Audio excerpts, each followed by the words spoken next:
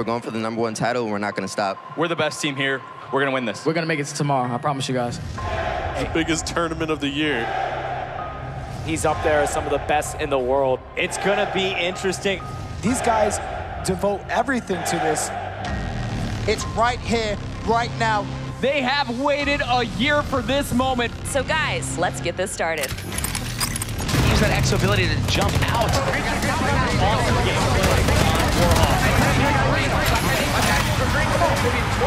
Staying so accurate with that rifle. Lights it up with a headshot. 32 teams from around the world, 6 continents. One team will leave as world champion. One more game. Nicely done from him. That's 2 kills in quick succession.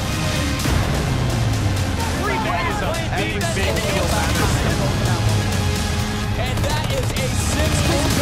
Something going in. That's a big one. It's not going to happen. Ace is going to clean it up.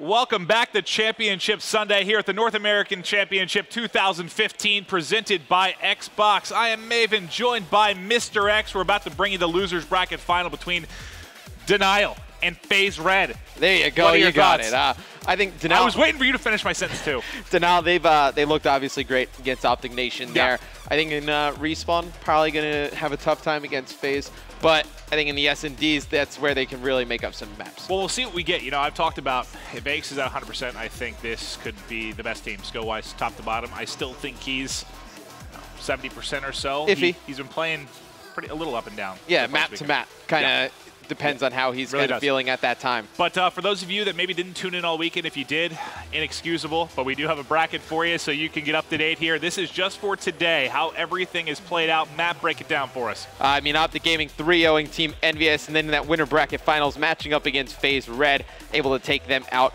3-1. So Optic Gaming sitting in your grand finals right now. And just as you saw, Denial, they were able to take out Optic Nation, the losers semis, and now losers finals coming up next. Maeve, got to get your prediction on this one. Faze Red. You know, I said you guys didn't invite me to the prediction for the casters because I won the first 2 events, and I feel that Benson got his feelings hurt. So I wasn't invited, but I said, you know, I've tweeted several times, I think Optic Gaming versus Faze Red is going to be our Call of Duty Champs finals. That's what I've been feeling all along. As soon as this Faze Red team got formed, that's what I thought. Now they're starting to come together. Here they are in the top 3, playing to get back into the finals versus Optic Gaming. They've played them tougher than anyone has, it's true. At least over the past, what, month or 2. I mean, that was the best we've seen anybody play against Optic Gaming. Other than TK, I'd say. Even though I think I felt that there was a better chance that Optic Gaming lost that series to Faze Red than TK even at Season 1. I mean, Crim makes an amazing play, and that S&D just puts all the momentum in Optic's favor, and then they just destroy after that. Well, I talked to the players afterwards. I think it was Slasher and Parasite both said, and they didn't say it in like a, they weren't really talking trash. They just said we could have won that 3-0. Like we should have won that 3-0. That's how they felt. I don't think you 3-0 Optic Gaming, but that's me. It's a confident squad, and you saw throughout that series. They have the slaying power to keep up with them. One of the few. Denial, really one of the only other teams in the conversations. We saw them get They love getting into the loser bracket, these guys. Yeah, that's where Clayster lives and breathes, apparently, is a loser's bracket, just makes runs. And I mean, against Optic Nation there, I was over with Ray at Analysis, and Clay was so loud across the room. Oh, yeah. You could hear him crystal clear. Going to be looking to see going up against Aches. Obviously, they have some words from each other at time to time. Going to be interesting to see how he comes out fired up in this first map. Yeah, you got to still think there's a little bit of maybe a little bit of animosity between him and the old players of Call. You know, when you get dropped after winning events, I think that's going to leave a bad taste in your mouth for probably the rest of your career. So always has something to prove against those guys that were teaming with him on Call. You were, I think, coaching some part of that organization. I'm not really sure what you did. I'm not really sure either. I mean, I was there. I don't really know what happened. No, but definitely going to have a chip on his shoulder coming into this series. I think you're going to need to replays to really pick it up. He was slaying. He had an incredible... The last comeback uplink, he was really good. Really strong game of slaying from him. Take a look at the stat there. Denial is 6-2 in hardpoint, and Faze is 4-1 in hardpoint during this event. It is going to be on Biolab. What are your thoughts going in? You already said replays is, I guess, the player to look out for from Denial. Who's your player to look out for on the other side? I think Parasite. I mean, he's been absolutely amazing. I mean, in the OBJ department and slaying throughout the entire event, and then Slasher as well. Slasher really making a name for himself. If he's not already a top flight name in Call of Duty, definitely is solidifying that place now. All right, well, I'm going to kick it off with Parasite. Yeah, Slasher, I mean, I think since the opening AW event, he was the MVP of that event for me. He showed that he's a top 5 slayer time and time again. But Parasite is going to be the one pushing. They did get the blue spawn, which you would say, I guess, is the favorable spawn here, at least for the first one. He's got the shot. He lights one up, tries to wrap around. Can he get eyes on another? There he is, close range, just absolutely obliterating his opponents. We saw Parasite do this yesterday against Optic Nation. Kind of shades of Parasite at Black Ops 2 champs Hijack with that shotgun, looking absolutely phenomenal here, starting this one off 3-0 as Faze able to hold this hard point down. Doesn't look like Denial's going to be able to make a push for this one. Well, they're starting to fly in. He is so stunned up, but still trying to get shots in. Not going to be able to clean it up. Enable in here contested. Gets one. Can he get two? Able to get a big two-piece. There's a third. There's three. Enable shuts it down in the first hard point. And you know, that shotgun, that play just kind of throws everything off for Denial. The first 2 times they go down the ice, they get shotgun. They have no idea what to expect at that point. You know, players probably arguing amongst themselves what they should do. They haven't really seen too many looks like that. A lot like Nagafen with TR really caught a lot of people off guard with that LMG. So big plays there out of Parasite. We saw him use it earlier in the tournament, then put it away, now bringing it out in the loser bracket final. Well, Denial, despite getting destroyed there in that first hard point, have a pretty good setup here in the second. They've got 10 points here out of it so far, but the break incoming. JCap's going to have to help out his teammate. Shots coming in. He saw a second player, going to dive back down, able to pick up the two-piece. Third up top, there's the melee. Can he get all 4? There it is for JCap. JCap going absolutely insane right there. I mean, starting off 9-4, that 3-piece was absolutely sick. I'm sure we're going to be seeing that again. I think did he get all 4? Yeah, he did. As Denial, they're going to take control of this hard point. Cap really feeling it right now. Shades of Season 1 championship. JCap absolutely on fire here, Maven. And that's similar. I believe it was Biolab versus Rise, where they were down 100 points in game 1. It came down to him breaking that final hill with a 4-piece. Just like that, just destroyed everyone in and around the hill. You're seeing him do it again here. JCap, you are God. Jordan Kaplan is on fire. And you know, we talk about it time and time again. He can slay with the best players in the game, but his role on this team's kind of changed. Since being on Envy and Ghost, he really wasn't the main slayer over on that squad. Came into this Denial squad really giving that roles over to, you know, Clay and Attach, but Cap can turn it on when he needs to, starting off 14-5. Maybe that's an unreal start. Yeah, that's absolutely incredible. He's on pace to drop like 100 kills right now if he keeps this going. Phenomenal, phenomenal stuff. We're watching replays. This is the one of hills we talk about where you can really lock down a full 60 if you get it set up. 25 remaining right now. Early 30-point advantage for... it's turned into what, 30-point lead? That's been like a 70-point swing pretty much? Pretty much, since that first hill. It's really been all Denial since then. Yeah. As you see, Aches, he's going to be able to break into that hard point, though. Now it's going to be JCap fighting right back. But his shot is on right now on another level. It's going to be just Slasher in there. He needs the beat. And you're going to see it's going to be Faze trying to hold this last few seconds and then rotating over to green plat. They have control over it. They're going to need to make up some time here, and they can. This is another hill you can rack up tons of time on if you play it right. All right, we'll keep eyes on with Enable as he is going to be a player inside of the hill, locking down this green plat. He's got a player out in front, which is going to be, I have him highlighted, I believe that's Slasher, who's trying to get kills out in snow for him. Enable staying alive. He's been tagged up so many times, but still the time coming in should be able to tie it up here shortly. But Clay comes in with a big kill, able to shut him down, pretty much drops him. Another thing I want to note, obviously worried a lot about Aches coming into this tournament. Coming up here, 13-12. Not a great stat line, but still better than what we saw at Season 1 champs. Parasite, though, 5-14 going into this last hill in 20 seconds. No, in that first hill, we saw him get 3 kills itself. So since that first hill, really struggling here. Well, they have a bit of an issue in the fact that all of these players on this squad for Faze Red are naturally slayers. They all want to slay. They don't have a set objective player. You've seen that time and time again. You know, they talked about the fact that if Aches played a little more objective at the Season 1 championship, they might have been able to win it. But Aches is a slayer. At heart, he wants to go out and slay. Who's going to be the person to pick up that objective? It's hard to tell somebody who's won 19 championships to change their role. Yeah. It's kind of difficult. Please at that point, get your butt in the hill. Yeah, at that point, you're so used to doing one thing, and you kind of see no reason as you should change. And I think it's going to have to be an OBJ by committee. I think the players are talented enough to do it. They just need to commit to a team-winning playstyle. Yeah, and no, it's even if you're good at it, it's better. If you're all able to play that role, it's fantastic. It's just, in my opinion, much harder to do. It's harder to coordinate if you don't have that person that you just know is picking up certain things off a spawn. It's going to change throughout the course of the game. And right now, look at the map. You have basically 3 people in the hill right now trying to shut it down, but players flooding in. Attach, able to pick up a nice 2-piece there as he breaks in. Can't make it a third. Well, this hill, you're just really going to try and trade time, but Faze doing a good job of locking it down. And this is the scary thing about this lineup, is that they look bad half the game, and then they just decide to turn it on all of a sudden. They make a nice comeback, and here, going into the second rotation of hills, only down 7. Really, they're going to be able to make this comeback if they get a better second half out of Parasite. All eyes on him for me. Somehow Replays was able to stay alive there. He's the only one up right now for Denial. He originally dodged Parasite, wraps back around, eventually falls. Parasite picking up time here. They were able, this is the only hill they really dominated for the most part. They it was that shotgun that really threw them off the start, and then also Sentinel has that spawn really close to this first hill. They got 35 or so points, I think. They were up, I think, by 37 or something going into the second hill. All right, well, Parasite here, still getting kills. Enable picks up 1 as well. For the most part, all the slime going down outside the hill, which is what you want. Not too much action right now for Parasite. 15 seconds left, and we're going to have a rotation here.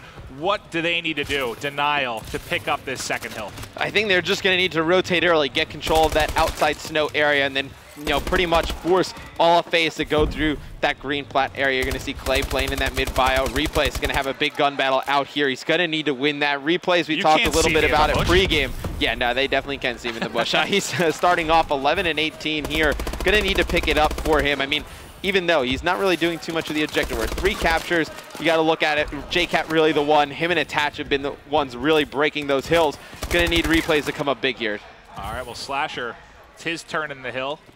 I think he got eyes on Clay for just a second there in BioLab. He's getting pushed from top, gets 1. There's going to be another one to his right. He's going to get cleaned up, needs a little bit of help. Attaches the man in now, watching this low side, trying to wrap around. I like the play here. He's got 2 in front of him, not able to pick up anything yet. Going to go high, and he just looking at the entire squad there. If you're Faze, you have a commanding lead at this point. Just rotate off of your next spawn. Going to be interesting to see. You see a player from Faze. He actually was spawning at green plat, thought about going back. Escape was Parasite. He decides to rotate. Pretty much the only way you were going to lose this game if you're Faze is if you didn't rotate to this hill and it got broken right away. They win these gun battles on rotation. They're pretty set for the rest of the game. You'll have Enable up top in this ever popular spot here. We'll see if he can get some kills. He's got Slasher helping front. Clay should be coming to engage him in just a second. Tries to peek him, but Enable snaps there, able to get some hit markers. Teammates coming in to assist. 2:40 left, 45 seconds in this hard point, and they might be able to put it away if they milk it the rest of this time here. It'll be basically out of reach. Denial not able to break there on that original push, and I think that's really going to be the game right there. I mean, Slasher 30 and 19, really dominating the outside part of this hill. It's going to be Attached. He's going to be the first one in with Aches in there trying to contest, not able to do anything, but Slasher, I mean, what can you do when a guy is 31 and 19, 31 and 20 now, and he plays so many different roles? We see Slasher, a lot of people talk about him with the bow most of the time, but he can run a sub as well and be just as effective. All right, they're up what? Got a 60-point advantage here, just about to hit 2 minutes. We'll see. The rotation's going to come. First one. See JCap kind of watching orange here. It's still not enough time. I mean, they're going to commit to the rotation here, but to say you're going to hold this hill for, the extent of the entire time, or pretty much even get, 40 seconds here, make it a 10-point game, so going into mid-bio, you're still going to be at a huge disadvantage going into that one. Well, they broke it pretty quick. Aches is going to drop. He had 1 big kill. Slasher comes in, picks up the assist. You see via the COD vision, a couple players coming from lower. 1 gets dropped. Still a player, I think, to his left, unless that got cleaned up as well. Assist coming in here for Slasher. 1 jumping up top. Aches going to clean that up. Slasher gets the other. 2 more there in Eskies. He's going to dip back out. Can he win this gunfight with Clay? He gets 1. Oh, if he got that second, he was so tagged up. But Parasite still up top in the hill. And this is a stat line that you would want out of Parasite. We talked at the beginning when this went to this first hill originally. He was playing pretty poorly. I think he only had 5 kills. Now brings it all the way back to even with those 6 caps. So that's what's really broken the game open for this Faze lineup. Parasite in the first rotation of hills to the second rotation of hills. Well, it's over, and this is just going to be stat padding time here for Faze Red. Excellent job taking game number 1. Yeah, just a phenomenal slaying job at a Slasher, and even in the OBJ department, 6 caps as well. Just doing a great overall game. Attach has a good game from Denial as well. That's what you want from Attach. They're not positive, but still 29-33, forcing good engagements, 11 captures to his name. very good game out of him, but as we talked about in replays, you're going to need him to give you a little bit more in the kills department. Yeah, and you just saw him put up big numbers in the uplink the series prior, but not able to do it here as he is 17 and 33. And at least from a slaying standpoint, he's the big difference. Because, I mean, you look across the board, everyone basically even or positive right now for Faze Red. On the other side, his squad doing just about the same. He's just lagging behind at that. He's, what, basically double negative right now. Yeah, it's really difficult. When everybody is even pretty much in the entire game, then you have Slasher really the difference for Faze, and then replays the difference for Denial on the other end of the spectrum. I think you're going to need better slaying out of him in that CTF and uplink if Denial is going to contend in the series. All right, so game number 1 is in the books. Faze Red able to take it. They're trying to get, we saw an incredible match between them and Optic Gaming earlier. They're trying to get back to the finals to take them on yet again. And we saw some letdown from teams last event. I think it was TK. They got beat up by Optic. You saw the letdown. They just could not bring it back against Denial. Here you're seeing, after that loss, Faze Red still looking great. I mean, it's hard to have a letdown when you have a guy go 40 and 28. Put up the second highest KD at the event thus far behind Clay. So, big props to Slasher. They're really carrying the ship in that game 1. All right, so excellent job. Game number 2 will be S&D. We'll see if Denial is able to bring it back in this series after this quick commercial break.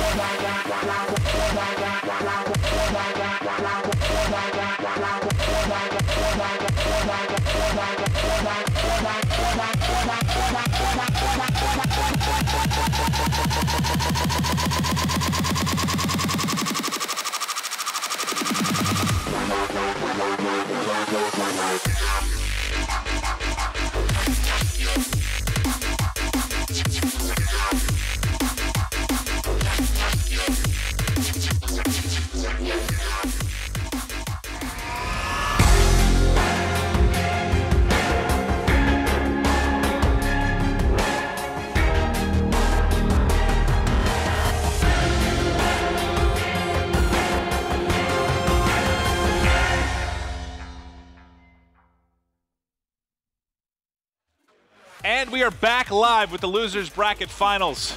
I'm joined by Mr. X. If you are just tuning in, Game 1 was incredible. Give me your thoughts, Matt.